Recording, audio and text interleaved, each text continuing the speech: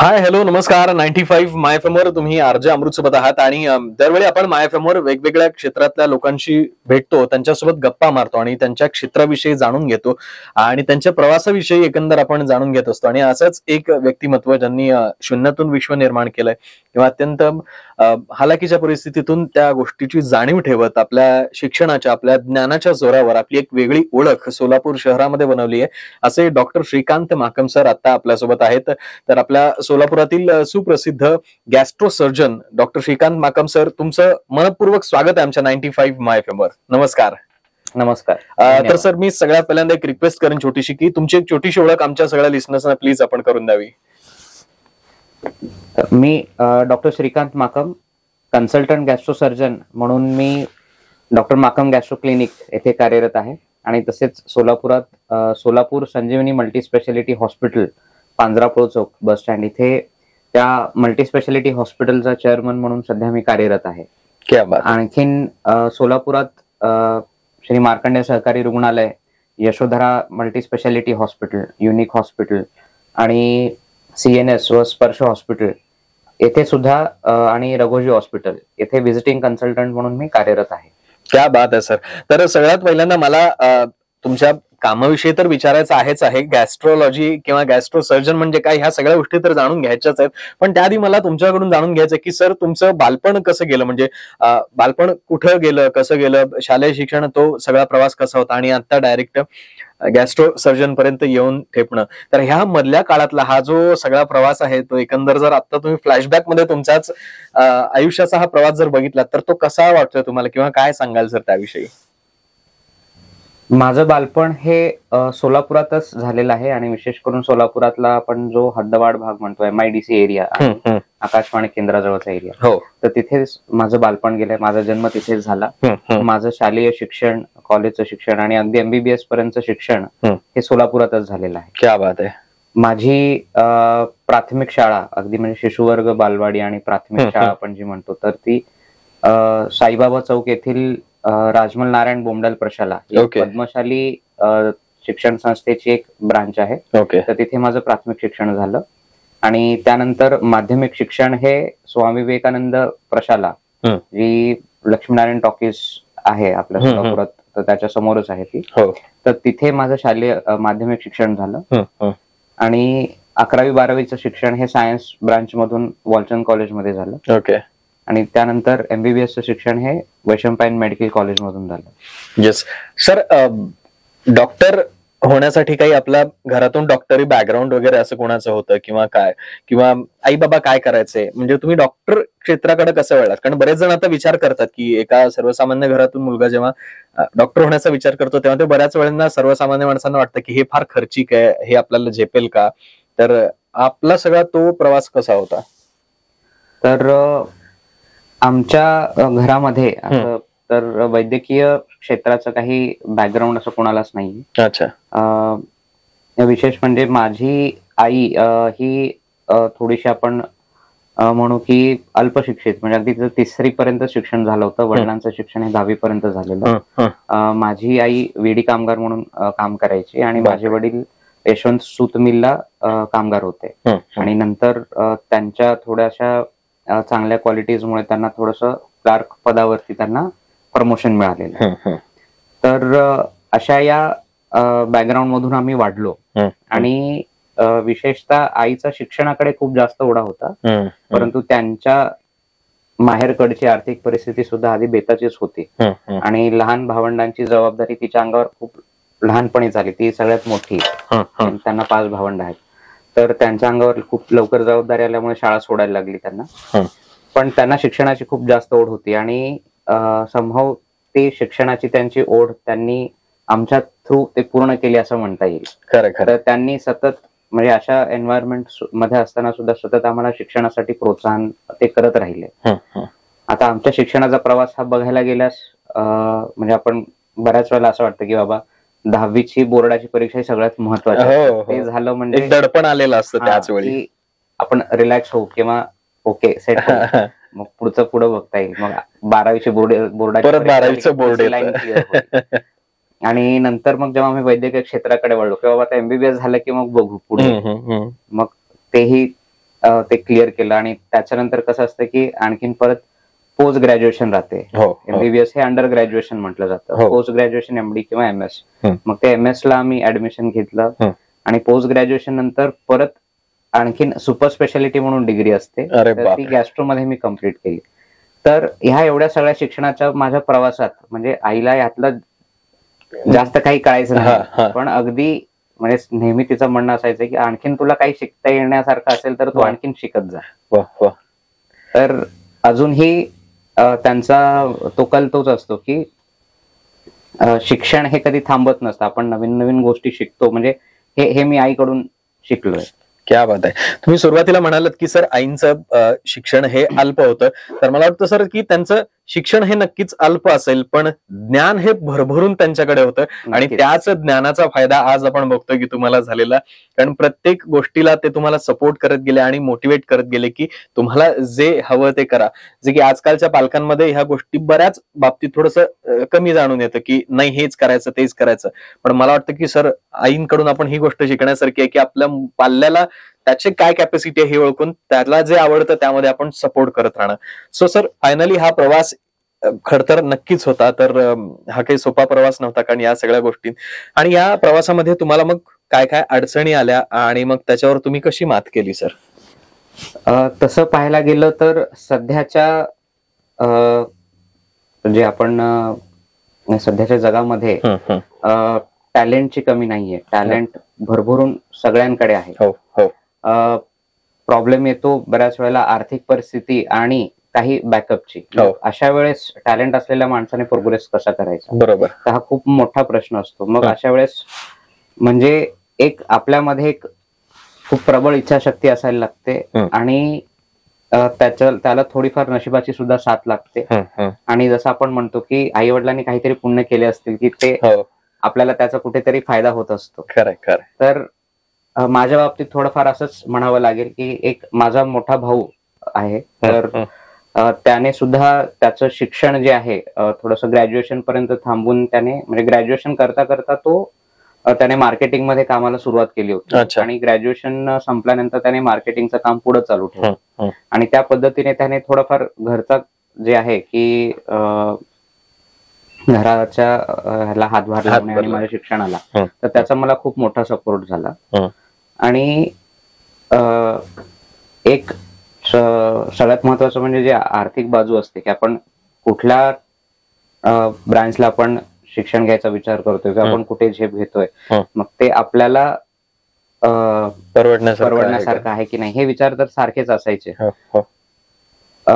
तर ह्याच्या सोबत म्हणजे कसं आहे की आपल्या शासनाकडून म्हणा तर जे किंवा इतर काही संस्थांकडून ज्या स्कॉलरशिप मिळतात, तर त्या मिळवण्याकडे माझा नेहमी कल असायचा. आणि त्या ह्यातून म्हणजे प्रत्येक वेळेला चांगला अभ्यास करायचा, चांगलं रँक मिळवायचं, म्हणजे आपल्याला स्कॉलरशिप मिळवता येतील आणि आपल्या शिक्षणाचा मार्ग थोडासा सुकर होईल, असा एक तो नेहमी माझा प्रयत्न असायचा. आणि त्या पद्धतीने मग जेवढ्या आपल्याला स्कॉलरशिप म्हणा, फ्रीशिप म्हणा घेता येतील त्या आम्ही घेत आम्ही आमचं शिक्षण पूर्ण केलंय.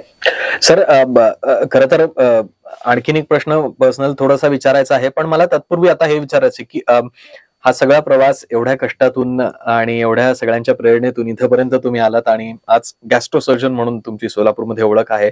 तर बेसिकली गॅस्ट्रो सर्जन म्हणजे काय असतं सर नेमकं, आम्हाला जाणून घ्यायला आवडेल सर. काय गॅस्ट्रो सर्जनचं काम असतं किंवा गॅस्ट्रो सर्जन हे काय करतात सर? तर अगदी साध्या उदाहरणांमधून सांगायचं झाल्यास तर जसं आपण मेंदूचे डॉक्टर जेव्हा आपण विचार करतो की त्याच्यामध्ये न्यूरोलॉजिस्ट येतात आणि न्यूरोसर्जन. तर न्यूरोलॉजिस्ट हे मेडिसिन देण्याचं काम करतात, न्यूरोसर्जन हे सर्जरीचं काम करतात.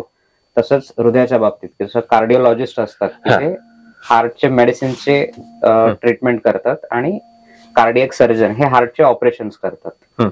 तर तसंच किडनीमध्ये की नेफ्रोलॉजिस्ट जे डायलिसिस संबंधित आणि किडनी प्रत्यारोपणाच्या मेडिसिन संबंधात ते काम करतात. आणि युरो सर्जन की जे किडनीचे ऑपरेशन करणे आणि ट्रान्सप्लांटचे ऑपरेशन करणे, मग हे त्या क्षेत्रामध्ये ते एक्सपर्ट असतात. तर तसं गॅस्ट्रो सर्जरी किंवा गॅस्ट्रो फील्ड जेव्हा येतं तेव्हा गॅस्ट्रोएंट्रोलॉजिस्ट म्हणजे ज्या पोटाचे विकार आहेत त्याच्या दुर्बिणीची तपासण्या आणि दुर्बिणीचे जे एंडोस्कोपी किंवा कोलोनोस्कोपी म्हणतो त्याद्वारे काही उपचार करता येत असतील तर ह्या गॅस्ट्रोएंट्रोलॉजी किंवा मेडिकल गॅस्ट्रोएंट्रोलॉजी या क्षेत्रामध्ये मोडतात. बरोबर. आणि सर्जिकल गॅस्ट्रोएंट्रोलॉजी जे आम्ही आमची जी फील्ड आहे तीच आम्ही गॅस्ट्रोसर्जन असंही म्हणतो. तर सर्जिकल गॅस्ट्रोएंट्रोलॉजी ही फील्ड अशा आजारांसंबंधित रिलेटेड असते की ज्याच्यामध्ये पोटाच्या आजारांमध्ये जास्त करून ऑपरेशन शिवाय पर्याय नसतो. की म्हणजे जिथे बरेच दिवस झाले किंवा वर्ष झाले जिथे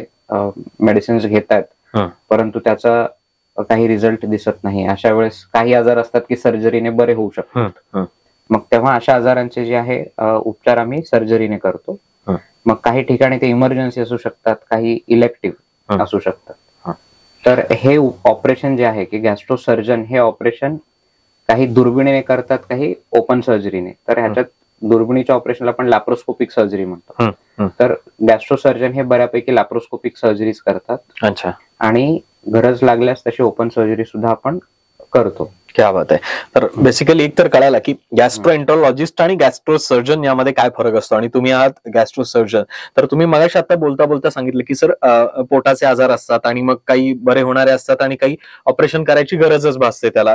तर या सगळ्यांमध्ये अगदीच म्हणजे मला बेसिक विचारायचं आहे की पोटाचे कोणकोणते आजार असतात आणि मग त्या प्रत्येक आजाराचं निदान हे सारखंच असतं का, प्रत्येकाचं निदानही वेगळं असतं, आणि मग त्याच्यावर केले गेलेले उपचार कसे असतात? जसं की तुम्ही म्हणालात की काही आजारांमध्ये सर्जरी करायला लागते आणि काही याच्यामध्ये एंडोस्कॉपीद्वारे सर्जरी होते.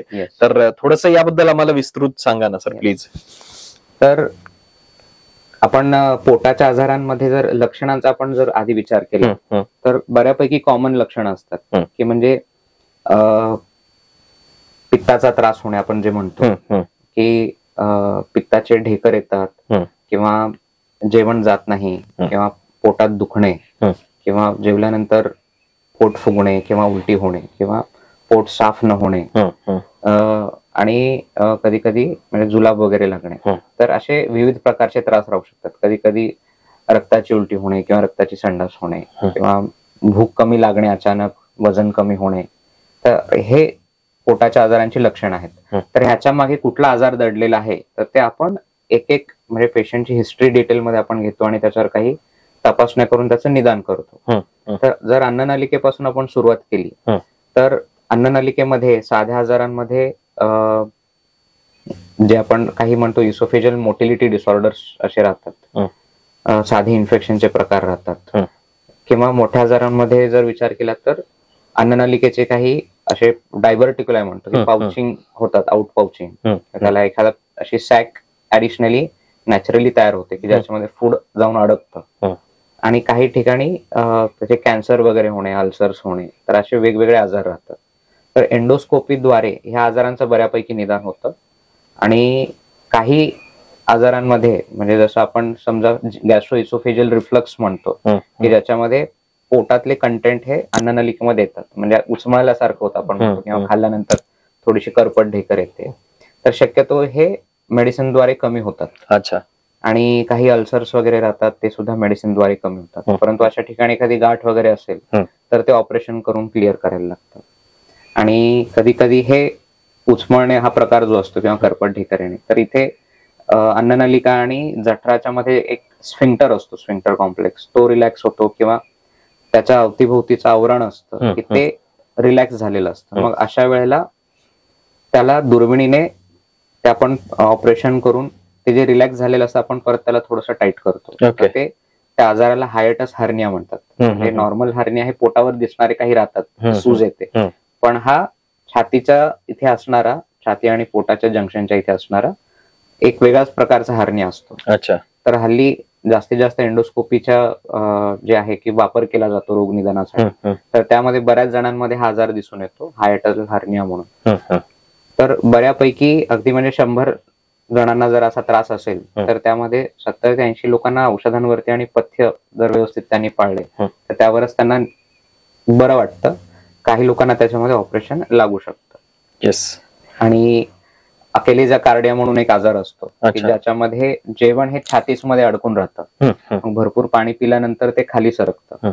मग तिथे हा स्फिंक्टर जास्त टाईट असतो. मग तेव्हा तो ऑपरेशन करून त्याला आपल्याला रिलॅक्स करायला लागतं, तर ते लॅप्रोस्कोपीद्वारे होते. आणि हल्ली ती मेट्रो सिटीज मध्ये बऱ्यापैकी ती एंडोस्कोपिक टेक्निकने सुद्धा केली जाते. ओके. हो, म्हणजे अगदी विना चिरफाड, की म्हणजे पोटावरती काही व्रण येत नाहीत, अगदी तोंडावाटे दुर्बीण टाकतात आणि आतूनच कटिंग करतात. हो हो हो. अशी सुद्धा सध्या टेक्नॉलॉजी आहेत. तर हे अन्ननलिकेच्या बाबतीत. तर असं सांगायचं गेलं तर आणखीन एक एक अवयवाबाबतीत आपण सविस्तर चर्चा करू शकतो. सर, आता तुम्ही ज्या ज्या गोष्टी सांगितल्या त्यातल्या कोणत्या कोणत्या गोष्टी आता सध्या तुम्ही ज्या ठिकाणी कार्यरत आहात त्या ठिकाणी अवेलेबल आहेत सर, काय सांगाल? तर आता अन्ननलिकेच्या बाबतीत हे सांगायचं झाल्यास तर लॅप्रोस्कोपिक हायटल हर्निया रिपेअर हे आम्ही करतो.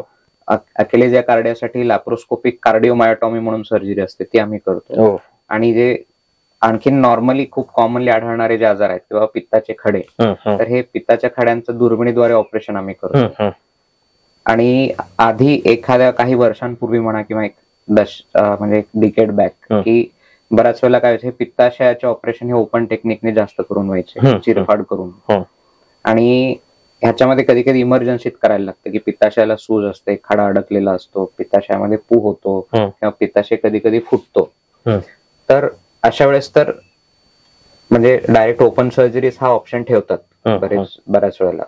तर आता आम्ही जे आता रिसेंट जनरेशनचे आम्ही सर्जन्स आहोत, आम्ही हे बऱ्यापैकी लॅप्रोस्कोपिक सर्जरीमध्ये ट्रेंड असतो. तर अशा अगदी इमर्जन्सी सर्जरी सुद्धा आम्ही दुर्बिणीने करतो.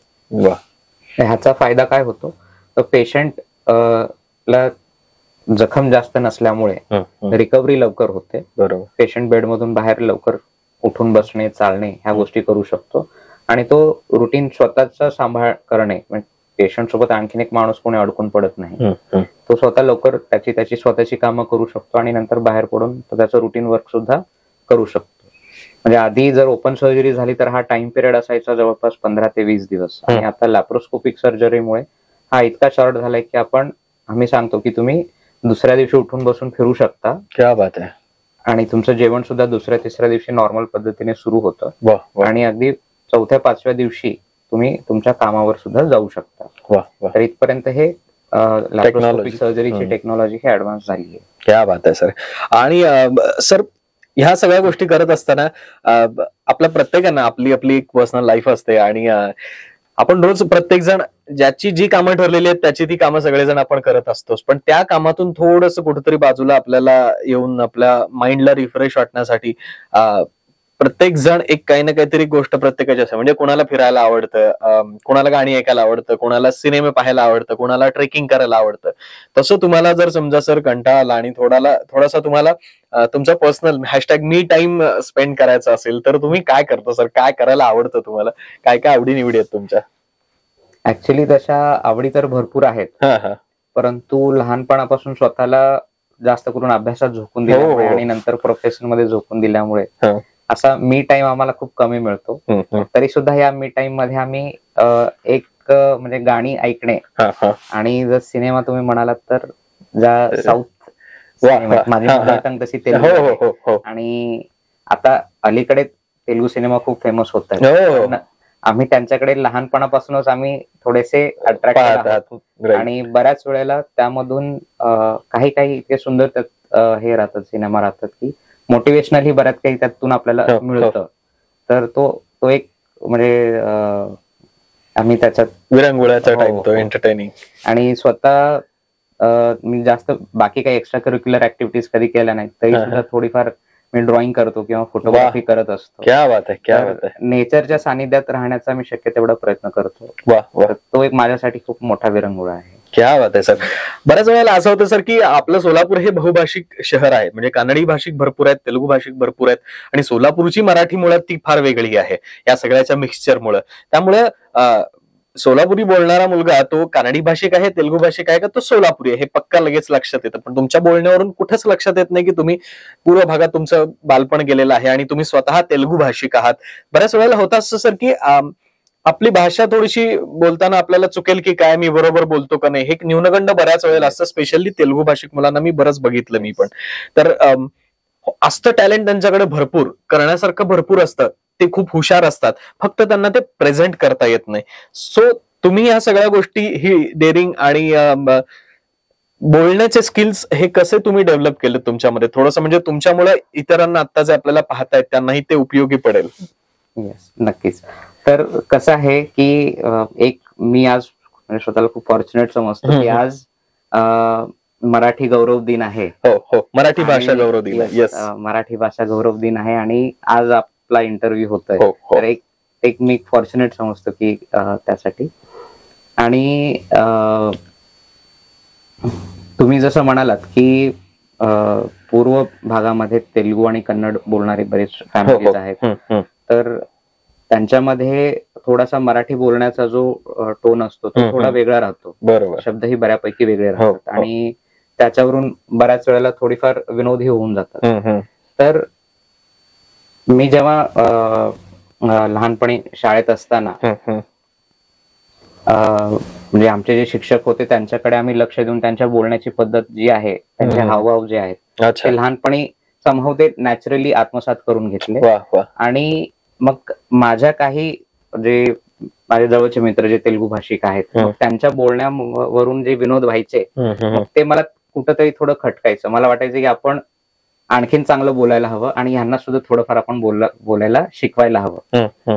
तर त्यासाठी मग काय करता येईल, मग ह्याची चर्चा मी वडिलांसोबत करायचो. आणि एक मराठी भाषेची जी आवड आहे ती वडिलांकडून पण मला खूप चांगल्या पद्धतीने ती म्हणजे ट्रान्सफर झाली असं म्हणता येईल की ती मला मिळाली. आणि तसं बघायला गेलं तर वडिलांचं शिक्षण हे कानडी मधून झालेलं, मातृभाषा तेलुगू. बापरे. ते मूळचे राहायला गुलबर्ग्याला आळंद म्हणून तालुका आहे, तर तिथे त्यांचं 10वी पर्यंत कानडी मधून शिक्षण झालं. आणि त्यांनी सोलापूरला आल्यानंतर मग त्यांची सुद्धा मराठी भाषेमध्ये किंवा त्यांनी मराठी भाषा शिकली, आत्मसात केली आणि त्यामध्ये त्यांची आवड भरपूर निर्माण झाली. अच्छा. तर पूर्व विभागामध्ये एक वाचनालय आहे, पद्मशाली संस्थेचं पूर्व विभाग वाचनालय म्हणून, बरोबर, बऱ्याच वर्षांपासून कार्यरत. कन्ना चौकातलं. हो. येस. माझे वडील त्याचे आजीव सभासद होते. वा वा. तर लहानपणी आम्ही त्यांच्याकडे बरीच पुस्तकं बघायचो की ते दर 10-15 दिवसातून 2-2 बुक्स, कादंबऱ्या ते आणायचे, वाचायचे. मग त्यांच्यासोबत आम्हाला सुद्धा ते अवांतर वाचनाची सवय लागली आणि त्यातून आमची मराठी बऱ्यापैकी सुधरत गेली. आणि जेव्हा आम्ही वडिलांना विचारायचो की हे आपण वाचतो, आपल्याला शब्दसंग्रह तरी होतोय, हे आपण आणखी चांगल्या पद्धतीने कसं बोलू शकतो, तर मग ते म्हणायचे की त्यासाठी तुम्ही मग रोज मराठी बातम्या बघत जा, जे आपल्या सह्याद्री न्यूज चॅनलवर येतात. तर मग ते आम्ही न चुकता म्हणजे अभ्यास जरी कितीही जरी असेल तरी एक 15 मिनिटं तो न्यूजचा वेळ असायचा, तर ते 15 मिनिटं आम्ही व्यवस्थित ऐकायचो. आणि आम्ही मग मित्रांमध्ये कधी कधी त्या पद्धतीने बोलायची आम्ही ती सवय करून घ्यायचो. वा वा, हे खरंच खूप छान आहे सर. तर ते माझ्यासाठी एक म्हणजे अचिव्हमेंट आहे. बरोबर. की म्हणजे पर्सनली सांगायला गेलं तर की मला कुठल्या एखाद्या मिळणाऱ्या अवॉर्ड पेक्षा किंवा मला कुठे मिळणाऱ्या मार्क्स पेक्षा की तेलुगू भाषिक असून मराठी चांगल्या पद्धतीने बोलू शकतो आणि मी महाराष्ट्रात राहतो आणि मी चांगल्या पद्धतीने मराठी बोलतो, ह्याचा मला खूप मोठा अभिमान आहे. एक्झॅक्टली. मला तर वाटतं की सर सुदैवानं तुम्ही इतके नशिबान आहात की तुम्हाला फक्त मराठी भाषा आलेली नाही, एकूण मला वाटतं वडिलांकडून कानडी भाषा पण तुम्हाला अर्थात येत असेल अशी आशा वाटते मला. येस, कानडी भाषा आणि आईकडून तेलुगू भाषा, सोलापुरात राहत असल्यामुळे मराठी भाषा, शिक्षणामुळे इंग्रजी भाषा आणि हिंदी भाषा, आपली राष्ट्रभाषा आपण थोडीफार ती बोलतो. ते बघा ना किती फायदा होतो या सगळ्या गोष्टींचा. आणि जसं की आता सर तुम्ही म्हणालात बोलता बोलता की वाचनामुळे किती माणूस बदलतो किंवा काय फरक माणसाच्या आयुष्यामध्ये पडू शकतो, तर त्याचं एक उत्तम उदाहरण खरं तर तुम्ही आहात सर. या सगळ्या प्रवासामध्ये तुम्ही ज्या परिस्थितीतून शिक्षण घेतलात आणि ज्या परिस्थितीतून आज इथपर्यंत पोहोचलात, अर्थात त्या सगळ्या गोष्टींची जाणीव हे तुमच्या बोलण्यावरून लक्षात येतं सर. तर तुमच्या ह्या प्रवासामध्ये, व्यावसायिक प्रवासामध्ये असे अनेक केसेस असतील म्हणा की ज्या तुमच्या आठवणीतल्या आहेत, तर अशी आत्ता इथं शेअर करण्यासारखी आणि तुमच्या लक्षात असलेली एखादी आठवणीतली केस कोणती आहे का सर? तशी एक म्हणजे नुकतीच आता आम्ही एक चॅलेंजिंग केस केलेली एक मागच्या 6 महिन्यामध्ये. तर विजापूरकडून आलेली एक 27 वर्षाची तरुणी होती. तर त्यांची सेकंड प्रेग्नन्सी होती, 7 महिन्याची. आणि त्यांची आधीची हिस्ट्री अशी एक होती की जसं आता आपण म्हटलं की हायटल हर्निया, तर तसा त्यांना एक त्या रिजन मध्ये डायफ्रामॅटिक हर्निया आपण म्हणतो. डायफ्राम म्हणजे छाती आणि पोटातला पडदा, तर त्याच्यामध्ये त्यांना गॅप होता बऱ्यापैकी. तर त्यांचं ते ऑपरेशन एक 4 वर्षाखाली त्यांचं झालेलं हं. डायफ्रॅग्मॅटिक हार्नियासाठी. हं. आणि नंतर त्यांची एक प्रेग्नन्सी व्यवस्थित झाली. दुसऱ्या प्रेग्नन्सी मध्ये त्यांना उलट्यांचा त्रास होत होता. हं. हं. मग हे प्रेग्नन्सी रिलेटेड उलट्या असतील असं समजून त्यांची ट्रीटमेंट चालू होती. पण हं. जसं जसं उलट्या वाढायला लागल्या मग त्यांना थोडंसं हायर सेंटरला त्यांना पाठवण्यात आलं की हे उलट्या कमी होत नाहीत म्हणून. आणि मग इथे सोलापूरला ते आल्यानंतर त्यांची अशी अवस्था होती की एकतर प्रेग्नंट, त्याच्यामध्ये कंटिन्यू उलट्यांमुळे त्यांच्या शरीरातलं पाणी खूप कमी झालं होतं. अगदी त्यांचा बीपी लागत नव्हता, त्या शॉक मध्ये होत्या. तर अशा वेळेस इनिशियली अटेंड करणाऱ्या डॉक्टरांनी लगेच त्यांचे प्राथमिक ज्या काही तपासण्या असतात त्या पाठवून ट्रीटमेंट अगदी चांगल्या पद्धतीने त्यांनी सुरू केली. आणि त्यांच्या तपासण्या केल्यानंतर लक्षात आलं की तो जो डायफ्रॅग्मॅटिक हार्निया होता तो परत झालाय. ओके. आणि त्यातून बऱ्यापैकी जठराचा भाग हा छातीमध्ये आलाय आणि ते पूर्ण डाव्या फुफ्फुसाला दाब देते. त्याच्यामुळे पेशंटला श्वास घ्यायलाही त्रास होतोय, उलट्याही होत आहे, जेवणही जात नाहीये. मग आता करायचं काय की आता हे तर खूप डिफिकल्ट सिच्युएशन, क्रिटिकल केस. आणि ह्याच्यामध्ये बघायला गेलं तर पेशंटचं ऑक्सिजन ही कमी होतंय, बीपी ही कमी आहे. तर हे अशा वेळेस तातडीने ऑपरेशन करून ती जी जठर आणि आतडी वरती सरकली तिला परत नॉर्मल पोझिशन मध्ये आणणं गरजेचं होतं.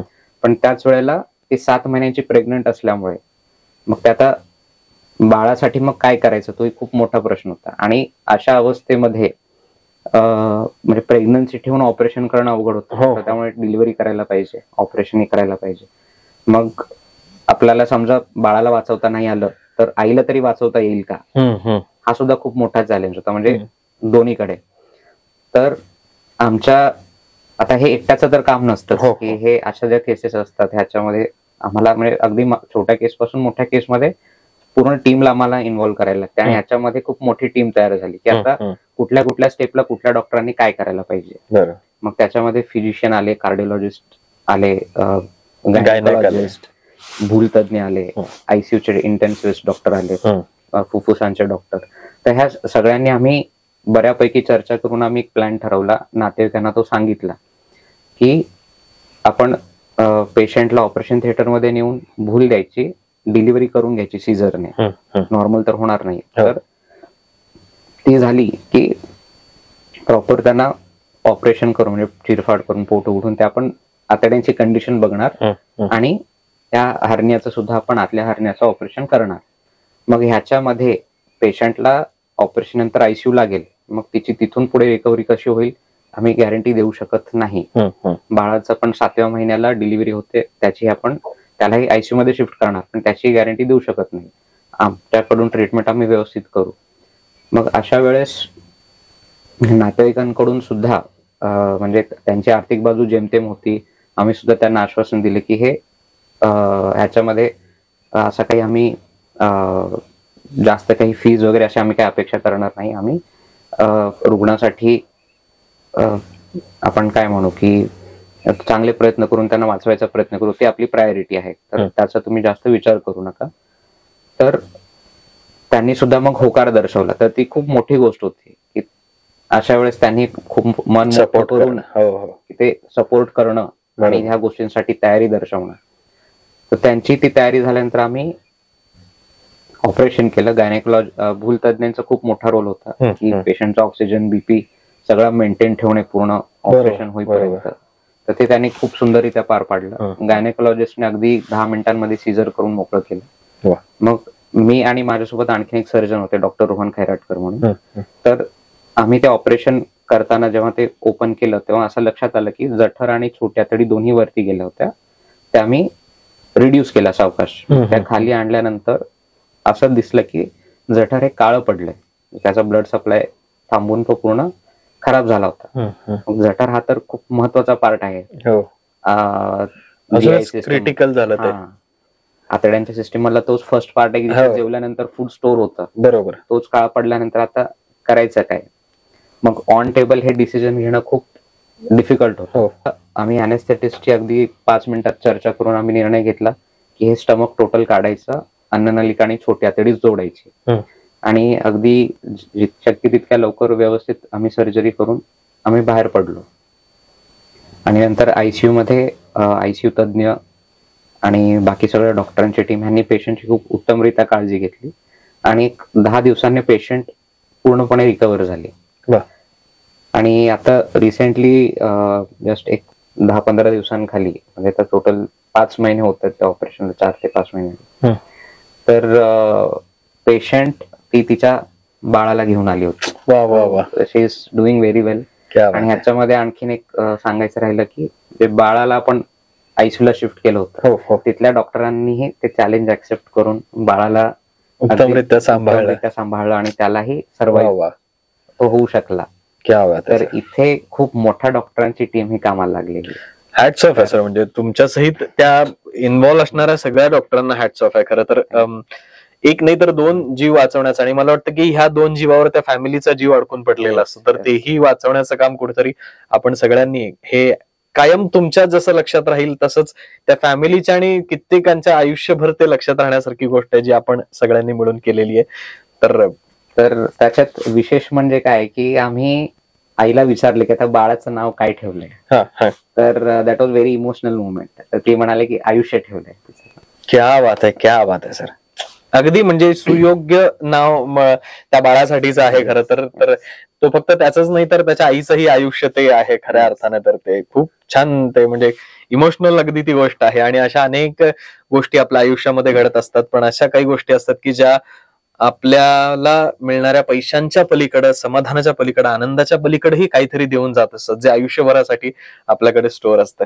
सो वेल, थोडस पुढे जाऊयात आपण या गोष्टींमध्ये. खूप छान वाटलं पण सर हे खरंच ऐकून, आणि अगदी म्हणजे आम्हालाही अंगावर काटा आला ते सगळं ऐकत असताना. तर या सगळ्यांमध्ये सर जसं आपण इतक्या साऱ्या परिस्थितीतून आज इथंपर्यंत झेप घेतलेली आहे, तर मला वाटतं की सर फक्त पूर्व भागातलेच तेलुगू भाषिकच नाही तर सोलापुरातले असे अनेक तरुण आहेत ज्यांची परिस्थिती नसते पण त्यांच्याकडे शिकण्याची जिद्द प्रचंड मोठ्या प्रमाणात असते. तर अशा सगळ्या आपल्या ऐकणाऱ्या श्रोत्यांना, लिसनर्सना, बघणाऱ्या व्ह्युअर्सना आपण काय आवाहन करू इच्छिता आणि जाता जाता आपण काय मेसेज आपण सगळ्यांना देऊ इच्छिता सर? तसं अगदी संक्षिप्त मेसेज देणं सुद्धा खूप अवघड काम आहे. तर त्यातल्या त्यात म्हणजे मी एक म्हणेल की काही मी माझे थोडेफार लाईफ प्रिन्सिपल्स एक थोडेसे मी डिसाईड केले, त्याच्यावरती मी काम करत असतो. आणि जसं जसं आपण आपल्या म्हणजे एज्युकेशन मध्ये आम्ही पुढे आलो, प्रोफेशन मध्ये पुढे चाललो, आमच्या अनुभवावरती आम्ही काही स्वतःचे काही प्रिन्सिपल्स आपण बनवत जात असतो. तसे काही माझे जे पर्सनल काही प्रिन्सिपल्स आहेत ते मी थोडेसे शेअर करतो. की एक म्हणजे आपण जे काही गोष्ट करतो ती प्रामाणिकपणाने करायची. आणि सेकंड की आयुष्यामध्ये अप्स अँड डाऊन्स तर सगळ्यांनाच येत असतात. मी बऱ्याच जणांना म्हणजे उदाहरण देत असतो की म्हणजे अगदी आता मोदी पंतप्रधान जरी असले तरी त्यांना काही अडचणी म्हणजे त्यांना सुद्धा अडचणींचा सामना करायला लागतो. म्हणजे त्यांना तर रोजच्या रोज इतक्या अडचणींचा सामना करायला लागतो, इतक्या लोकांची बोलणी ऐकायला लागतात, तरी सुद्धा ती व्यक्ती अविरत काम करत असते. तर तशी एक काम करण्याची जी वृत्ती आहे तर ती आपल्या अंगी असायला हवी. की आयुष्यात कधी खचून जायचं नाही की कुठल्या एखाद्या घटनेमुळे किंवा कोणी आपल्याला काही म्हणतं त्याच्यामुळे आपण जे काम करतोय ते कधी सोडायचं नाही. आपल्या कामावरती श्रद्धा असली पाहिजे. एक प्रामाणिकपणे काम करा, आपल्या कामावर श्रद्धा ठेवा. आणि यश हे कधीही जे आपण जे मेजर करतो, म्हणजे आता अगदी साधं उदाहरण मधून सांगायचं झाल्यास की आता मेजरमेंटसाठी जे आपण स्केल्स असतात की बाबा सेंटीमीटर झाले, इंच झाले, फूट झालं, तर असे मेजर्स करत बसायचे नाही. यशाची जी मेजरमेंट आहे तर हे कधी आपण दुसऱ्याला कम्पेअर करून करायचं नाहीये. आपलं यश हे आपलंच असतं, आपलं स्वतःचं असतं. तर त्याच्यामध्ये तुम्ही समाधान शोधायला बघा किंवा शोधायला सुरू करा. म्हणजे काल एखादी मला गोष्ट येत नव्हती पण मी आज शिकलोय, तर तो आनंद तुम्ही स्वतःशी शेअर करायला शिका. ती खूप मोठी गोष्ट. तुम्ही दुसऱ्यांची शेअर करण्याच्या आधी स्वतःशी शेअर करायला शिका. तर म्हणजे ते की आपण अंतर्मुख होऊन म्हणजे त्या गोष्टीबद्दल तो विचार करायला हवा. याच्यासाठी असं काही खूप मोठं स्किल लागत नाही, पण एक स्वतः आनंदी राहणं हा जो प्रकार आहे. आता जसं आपण राजेश खन्नाचा आनंद सिनेमा तरी बघितला असेल की ते आयुष्याचा प्रत्येक क्षण जो असतो तो आपण आनंदाने जगत जायचा आहे. तर असं ज्या छोट्या छोट्या आपल्या अचिव्हमेंट असतात तर त्या स्वतः आधी त्याचा आनंद घेतला पाहिजे आणि मग ते आपण सगळ्यांना शेअर केलं पाहिजे. बरोबर. तर एक प्रामाणिकपणे राहणे, आपल्या कामावर श्रद्धा ठेवणे आणि आपलं यश की आपल्या यशाची मेजरमेंट हे आपण स्वतः करणे. तर आणखीन असं बरंच काही आहे सांगण्यासारखं. नाही, पण हे सांगितलंय ते काही थोडं थोडं नाहीये, फार महत्वाचं आहे सर जे तुम्ही सांगितलं ते. म्हणजे मोटिवेशनल स्टोरीज, मोटिवेशनल कोट्स फक्त वाचून ऐकून बघून उपयोग नाहीये. ते जेव्हा आपण रिअल लाईफ मध्ये त्याचं इम्प्लिमेंटेशन जोपर्यंत करेन तोपर्यंत त्याचा काही उपयोग नाहीये. जे तुम्ही ऍक्च्युअली करत आहात आणि जे तुम्ही तुमच्या यामध्ये sorry no sir it's okay. तर आता बऱ्याच वेळा आपण बघतो की काही गोष्टींमुळे आपण निराश होत असतो. तर अशा वेळेस जे आपली सपोर्ट सिस्टीम असते, म्हणजे हा एक खूप महत्वाचा मेसेज आहे की आता आम्ही बऱ्याच रुग्णांच्या संपर्कात म्हणजे नेहमीच असतो. तर हे आजार वाढत का जातात? हल्ली बघा तुम्ही, कुठल्याही रुग्णांची संख्या वाढते, डॉक्टरांची संख्या वाढते, त्याची रुग्णांची संख्या वाढत चालली आहे. तर हे बऱ्याच वेळेला काय होतं की आपल्या मनातील काही गोष्टी असतात किंवा तर हे आपण कुठे शेअर करत नाही. चांगल्या असू द्यात, वाईट असू द्यात, जे आपले सपोर्ट सिस्टीम असते, आपली फॅमिली आहे, आपली फ्रेंड आहे, आपले टीचर्स आहेत आणि म्हणजे आपले हितचिंतक असतात. तर अशा लोकांशी आपण बऱ्यापैकी आपल्या गोष्टी शेअर करायला शिकलं पाहिजे. तर त्याच्यामुळे काय होतं की बऱ्यापैकी आपला स्ट्रेस कमी होतो. आणि आपण आजकाल पाहतो की स्ट्रेसमुळे जे आहे की अगदी म्हणजे हेड टू टो सगळे आजार रिलेटेड आहेत. तर जेव्हा आपण आपला जो स्ट्रेस असतो तो आपण शेअर करायला शिकलो आणि आपला आनंद सुद्धा आपण शेअर करायला शिकलो, तर मला तरी वाटतं की 50% आजार तिथेच निघून जातील. क्या बात आहे सर, खूप मोलाची गोष्ट आपण या ठिकाणी सांगितली. पण सर खरं सांगायचं तर आज इथं तुमच्यासोबत गप्पा मारून आम्हाला खरंच खूप छान वाटलं. म्हणजे जो काही तुमचा प्रवास आहे, ज्या ठिकाणाहून तुम्ही सुरुवात केलेली आहे आणि ज्या ठिकाणी आज आपण पोहोचलेले आहात, ती खरंच प्रत्येकासाठी प्रेरणादायी गोष्ट आहे. तर तुमच्या भविष्यासाठी आणि भविष्यातल्या वाटचालींसाठी तुम्हाला खूप साऱ्या शुभेच्छा. अशीच तुमच्या हातून सोलापूरकरांची किंवा ज्या ठिकाणाहून रुग्ण येतात त्या सगळ्या रुग्णांची असंच अविरत सेवा घडत राहो हीच सदिच्छा व्यक्त करतो. आणि आपल्यासोबत बोलून खरंच खूप छान वाटलं सर. मी खरंच आपले माय FM च्या वतीनं मनापासून आभार मानतो. Thank you so much sir. Thank you.